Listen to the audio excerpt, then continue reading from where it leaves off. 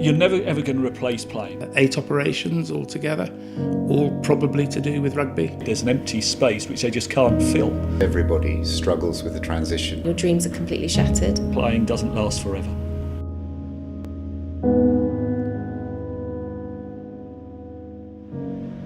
It is often said that a sports star will die twice, the first time at retirement.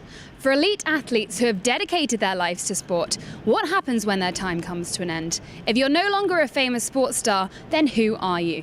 Statistics from Law and Sport state that over a third of retired sports stars did not feel in control of their lives for 2 years after finishing, and nearly a quarter admitted to physical, mental, addictive and financial problems.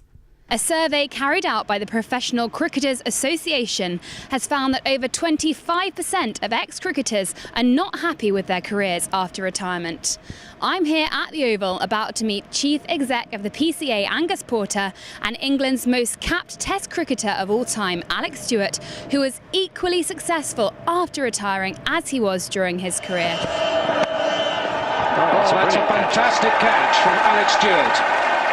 Dominic Cork has taken his second wicket. He is delighted, and that is a superb catch. Alex Stewart. You're never ever going to replace playing.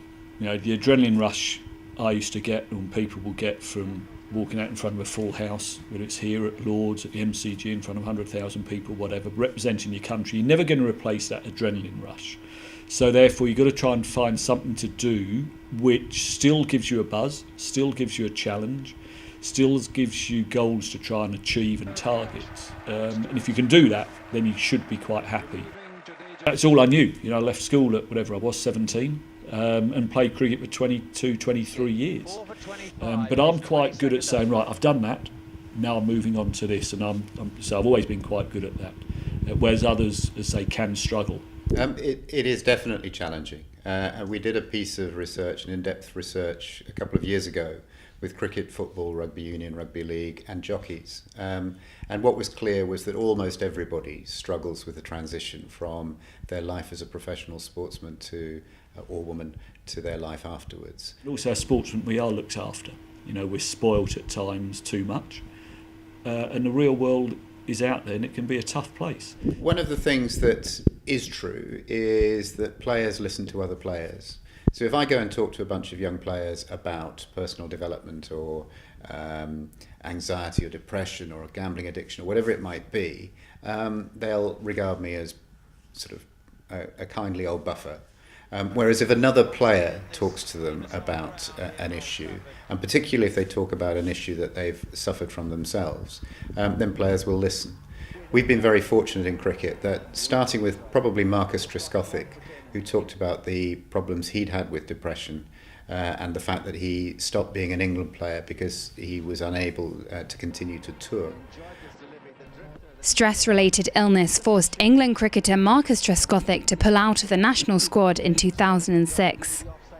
He has thanked the Professional Cricketers Association for all the help and support they have given to him and his colleagues. From him, others have taken confidence and have spoken out about their issues. And so we've been very fortunate and been able to put together a program of online tutorials that allow people not only to understand more about key matters of mental well-being, but also to spot the signs in teammates. And you know, one of the strengths of a dressing room is that people look out for each other. And that's one of the things that we've been trying to promote. So we found that with cricketers, it's mostly mental problems. But what happens when the sport gets more physical? Nearly all rugby players suffer concussion during their careers, and these repeated blows to the head can have severe, lasting effects after retirement. When rugby players collide, who are now a stone heavier and over an inch taller than they were just 10 years ago, the forces experienced can be similar to those in a car crash. I'm here outside the house of ex-international rugby player Marcus Rose, who was at the peak of his career during the first Rugby World Cup in 1987. However, in the first 5 minutes of the first game, he suffered severe concussion. This proved to be his last appearance in an England shirt. When you're 17, everything's in front of you and everything's brilliant. It's a physical contact game. You accept that when you go in and play. And all of the injuries that you have. Some people are very lucky and don't get injured. Other people are very unlucky and get injured all the time. I've had 8 operations altogether, all probably to do with rugby. So 2 shoulder operations, 2 knee operations, a hip replacement. I've had a brain tumour, which was partly probably, if I was guessing, to do with concussion in 1987 at the World Cup. I think new measures have been introduced because there have been a couple of cases where people have broken necks, they have got badly concussed and played on, and that now there are doctors' tests and there are strategic tests, and it's a lot harder. But if you want physical contact and you're good at rugby and you want to see how far you can go, then there is a likelihood that you're going to get injured.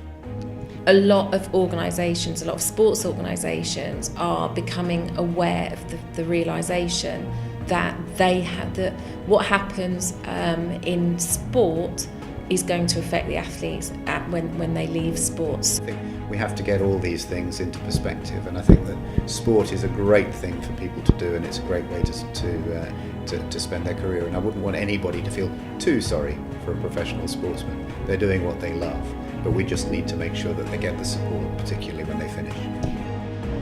Sports stars live outside of normality during their playing careers, leaving them ill-prepared for the real world after retirement.